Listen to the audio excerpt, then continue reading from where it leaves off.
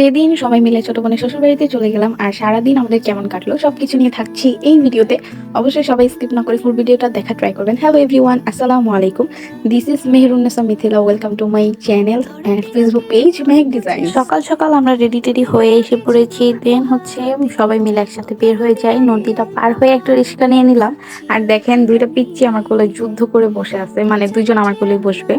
একটা হচ্ছে আমার ভাইয়ের মেয়ে, একটা হচ্ছে আমার মেয়ে। আর এই তো বোনের বাসায় চলে আসছি। সিঁড়ি দিয়ে ওঠার টাইমে কিউট পিচ্চিটার সাথে দেখা হয়ে গেল। কি কিউট না, মাশাআল্লাহ। যাওয়ার সাথে সাথে আমাদেরকে ওয়েলকাম ড্রিঙ্কস হিসেবে একটা জুস দেওয়া হলো, তারপর অনেকগুলো নাস্তা দেওয়া হয়েছে। আমরা যেহেতু বাসা থেকে নাস্তা করে গিয়েছিলাম, তেমন একটা নাস্তা করতে পারিনি। আমি জাস্ট চাটা খেয়েছি আর জুস আমার মেয়েকে খাইয়েছি।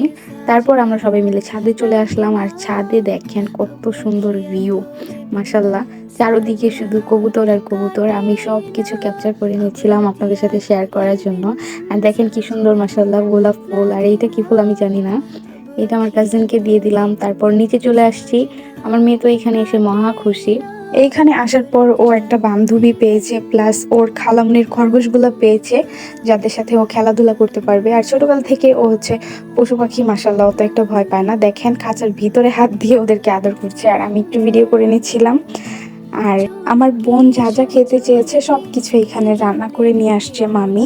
আর আমি সেইগুলারই ভিডিও করছিলাম। এখানে অনেক পদের পিঠা ছিল, ভর্তা ছিল, ভাকা ছিল, তারপর ফিশ ফ্রাই ছিল, দেন হচ্ছে পোলাও, মাংস, সব কিছু ছিল। আসলে এত কিছু তো আর ভিডিও করা সম্ভব না, অনেক আইটেম ছিল কিচেনে। আর যেগুলো টেবিলে ছিল জাস্ট আমি সেগুলোর ভিডিও করে নিচ্ছি। এইখানে আমার বোন বলছে আম্মু আমি এই আইটেমটা খাবো, আর মামি এখানে প্রায় 10-12 আইটেম রেডি করে নিয়ে আসছে। আসলে এইটাই হচ্ছে বাবা মায়েদের ভালোবাসা। ছোট কাল হোক বা বড় কাল হোক বা বিয়ের পর হোক, নিজের সন্তান যদি কোনো কিছু মা বাবার কাছে ভালোবেসে আবদার করে, বাবা মারা চায় নিজের স্বয়ং সম্পূর্ণ দিয়ে বাচ্চার ইচ্ছেগুলো পূরণ করার, প্লাস একটা চাইলে 10-12টা এনে হাজির করে দেওয়ার। এইটাই হচ্ছে বাবা মাদের ভালোবাসা। মহান আল্লাহ তাআলা দুনিয়ার সকল বাবা মাকে ভালো রাখুক, সুস্থ রাখুক, আমিন। আর এইদিকে দেখেন আমার পাকনা বুড়িটা কি করছে, মানে কবুতর দেখে ছাদ থেকে নামার তো কোনো নামই নেই, সে একা একা কবুতর উড়ানোর ট্রাই করছে। আর এটা হচ্ছে আমার বোনের জালের মেয়ে, ও হচ্ছে আমাকে সুন্দর একটা ফুল দিল।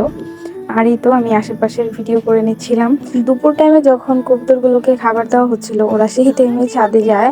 আর ছাদে গিয়ে এক সাইডে কবুতর বসছিল, আর ওরা দৌড়ে দৌড়ে কবুতরকে উড়ায় দিচ্ছিল। আর এখানে তো আমার মেয়েটা কবুতর হাতে নিয়ে দেন আবার ছেড়েও দেয়। তারপর বলতেছে যে মুরগির খাঁচাটা খুলে দেয়, ওরা তো খাবার খাবে। পরে বললাম যে না, চলো নিচে চলে যাই। পরে নিচে আসলাম, সবাই মিলে একসাথে লাঞ্চ করলাম। আর এই যে এখানে পাকাপুরি একা একা খাবে। খাওয়া দাওয়া শেষ করে আবারও হচ্ছে এখন সে খরগোশকে খাবার দিতে চলে আসছে। খরগোশ কিন্তু ফুচকা খাচ্ছে। এই খরগোশ নাকি সব কিছুই খায়, মাশাল্লাহ। আমার মেয়ে হচ্ছে এখানে খরগোশকে মিষ্টি আলু পাতা খাওয়াচ্ছিল, বলতেছে মামি মামি তুমি দেখো আমি কিভাবে খাওয়াই। তারপর আমি হচ্ছে এখানে ওর জন্য আবারও একটু ভিডিও করলাম। তারপর এইখান দিয়ে বারান্দায় দাঁড়িয়ে দাঁড়িয়ে আমার মেয়ে ট্রেন দেখছিল। ওদের এখানে ঘন্টাখানিক পরপরই ট্রেন যায়, আর সেইটা হচ্ছে সব বাচ্চাগুলো এনজয় করছিল। আর আমি হচ্ছে ওদের ভিডিও করে নিলাম।